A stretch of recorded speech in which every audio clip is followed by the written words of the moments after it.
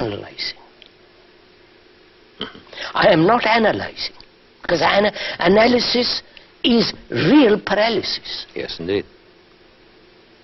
When you're confronted with a problem like this, merely spinning over on analyzing, and if you are of not being able to analyze perfectly, and therefore go to a professional who needs also an analysis. So I'm caught. So I will not analyze, because I see the absurdity. You follow, sir? Yes, I do. I won't run. No backing off. Backing no off. Flight. No explanations, no rationalization, no analysis. I'm faced with this thing. And what is fear? Wait. Leave that. Yes. For them. Then there are the unconscious fears. Yes. Of which I don't know. They express themselves occasionally when I'm alert. When I see this thing coming out of me. When I'm alert. Alert. When I'm watching. Or when I'm not, when I'm looking at something, this comes up. Uninvited. Now, it is important for the mind to be completely free of fear. It's essential, as food is essential. It's essential for the mind to be free of fear. So, I see outwardly what we've discussed. Now I say, what is this? What are the hidden fears? Can I consciously invite them come to the surface? You follow? Yes, I do. Or the unconscious cannot, conscious cannot touch that. You follow me? Yes, I do. Yes. Conscious can only deal with the things it knows. But it cannot observe the thing it doesn't know. Or have access to. So, what am I to do? Dreams? Dreams are merely a continuation of what I've lived during the day. They continue in a different form and so on. We won't go into that for the moment. So how is all that to be awakened and exposed?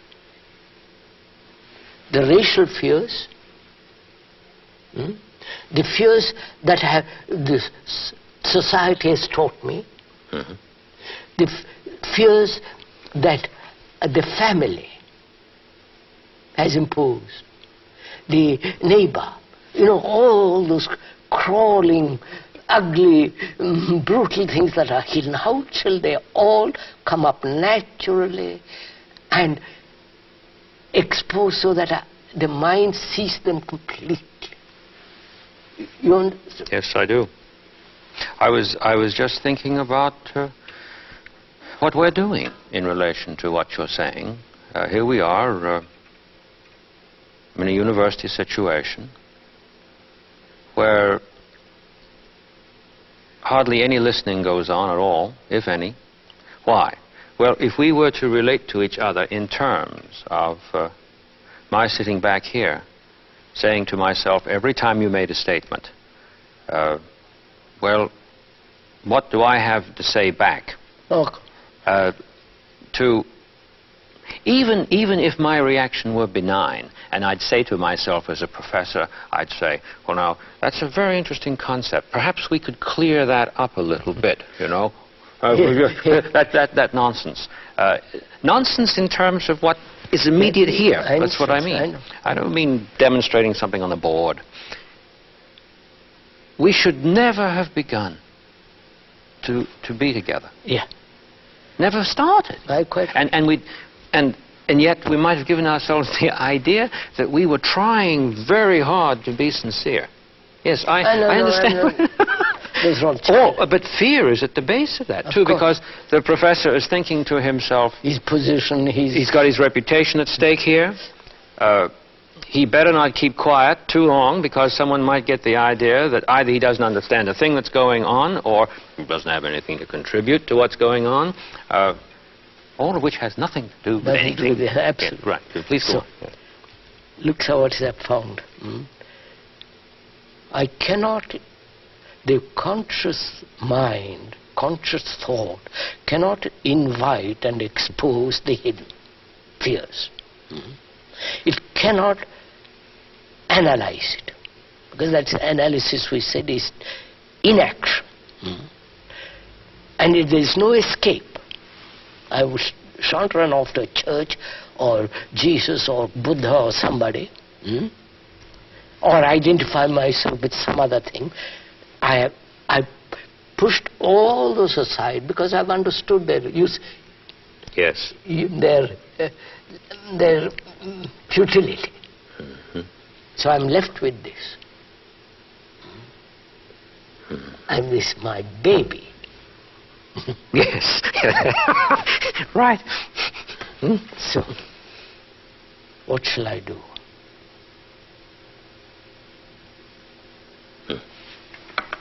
Some action has to take place. Yes, indeed. I can't just say, well, I've pushed all that aside. I've just said, now just see what happens, sir. Because I've pushed all those aside, through observation, not through resistance, not through violence, because I've negated all those, escape, no analysis, running off to something and all the rest of that, I have energy, haven't I? Mind has energy now. Now it has, yes. Yes, it floods up. Because I've pushed away all the things that are dissipate energy. Energy leaks. Therefore, I have now this thing. I'm confronted with that. Confronted with fear. Now what can I do? Listen to this, sir. What can I do? I can't do anything. Because it is I who have created the fear. Public opinion. Yes, yes, yes.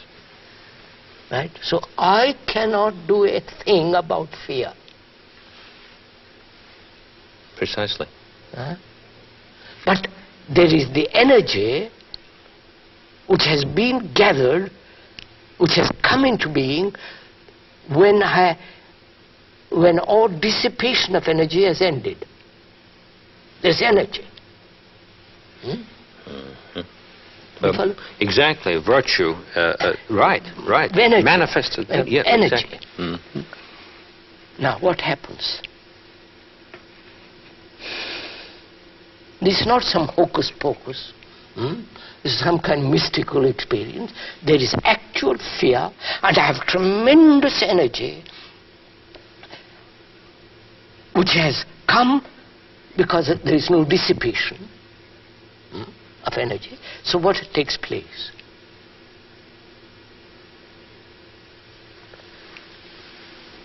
So wait. Oh, I'm waiting. Wait. There was something going through my mind. Yeah. What takes place? So I say, so what has created fear? What has brought it about?